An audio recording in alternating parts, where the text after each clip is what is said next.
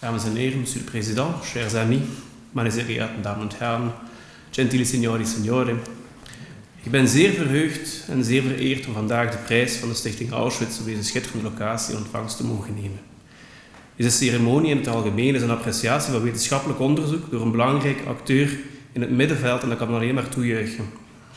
Een actief en pluralistisch middenveld is namelijk noodzakelijk echt het alfa en de omega van een democratische samenleving.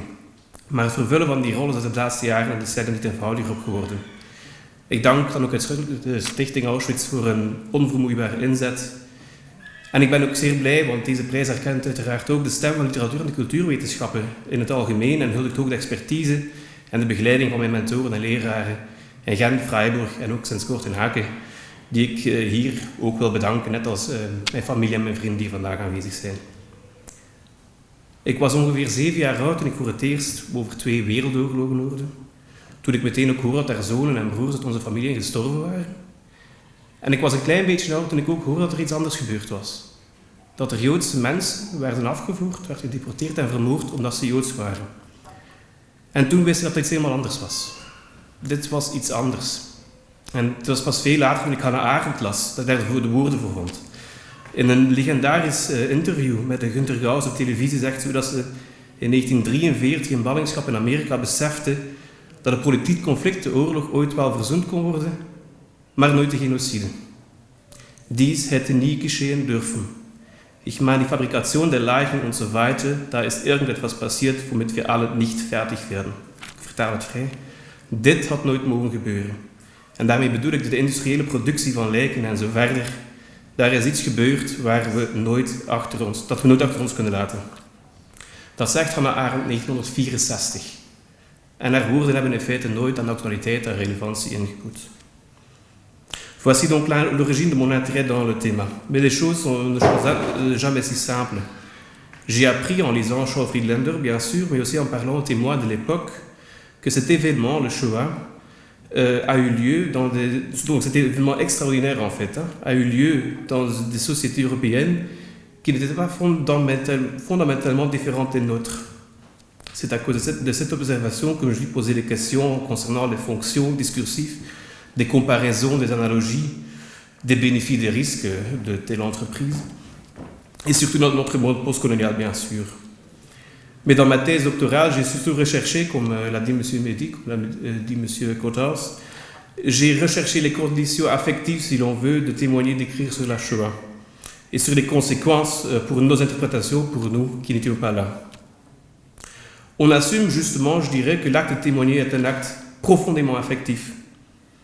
Mais on oublie souvent que les témoins étaient, souvent étaient contraints dans leur témoignage.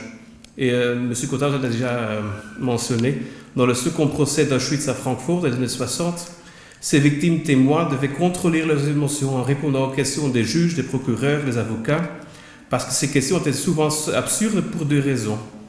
Premièrement, le code de procédure pénale prévoyait des demandes irréalistes des témoins en ce qui concerne la force de l'épreuve contre les défendants. Et deuxièmement, les avocats et ses défendants ont fait tout ce qu'ils pouvaient pour en fait déstabiliser, délégitimer ces gens. Dans de telles circonstances, un contrôle affectif était primordial pour être admissible comme témoin. Mais ces témoins n'étaient pas seuls à contrôler leurs émotions. Dans ma thèse, j'ai analysé aussi les textes des historiens qui ont survécu, soit en exil, soit dans les camps, soit en se cachant comme enfants, et qui n'ont avoué l'impact du trauma que beaucoup plus tard. J'ai lu des témoignages, des autobiographies, des textes littéraires où ceux qui ont survécu gardaient une certaine distance de leurs interlocuteurs et lecteurs, en parenthèse allemands, dans ce cas souvent. Et je propose que ces textes sont marqués d'un pathos de l'antipathos, d'un devoir et d'un désir de poursuivre cet acte affectif de témoignage, dans des circonstances où l'émotion n'est pas bienvenue, ou où l'émotion est soupçonnée en fait. Mais pourquoi poursuivre les études dans ce domaine? Qu'est-ce qu'on fait en fait, si l'on fait? Dans la préface de son œuvre Chronik der Gefühle, l'écrivain allemand Alexander Kluge nous informe pourquoi il est retourné à la littérature après des dizaines d'années. Il dit: Die Bibliothek von Alexandria brennt für mich noch heute. Das ist es, was ich erzählenswert finde. Donc, traduction: Pour moi, la bibliothèque d'Alexandrie brûle toujours, et c'est ça ce qui mérite d'être raconté. Et un an plus tard, lors de son discours à l'occasion de son deuxième Literaturpreis de Châtelet-Bremen, le prix littéraire de la ville de Brême, il explique, selon Kluge, chaque auteur contribue à l'utopie de recréer sa bibliothèque. Pour certains gens, les cheminées de Birkenau, les bûchers de Treblinka brûlent toujours, dans le double sens. Premièrement, un monde a été détruit, un monde qu'on ne peut pas recréer. Pas d'utopie. Tout ce qui nous reste, c'est de dire « regarde la fumée ». Mais dans le deuxième sens, les cheminées, les bûchers brûlent toujours parce que l'antisémitisme, le racisme et l'indifférence des nombreux tuent toujours aujourd'hui. Et dans ce sens, il faut regarder la fumée, mais pour savoir où sont les flammes. Et puis se demander comment les éteindre. Comme l'a dit Hannah Arendt, et je finis mon discours avec ces mots, Political questions are far too serious to be left to the politicians. Je vous remercie. Dankeschön.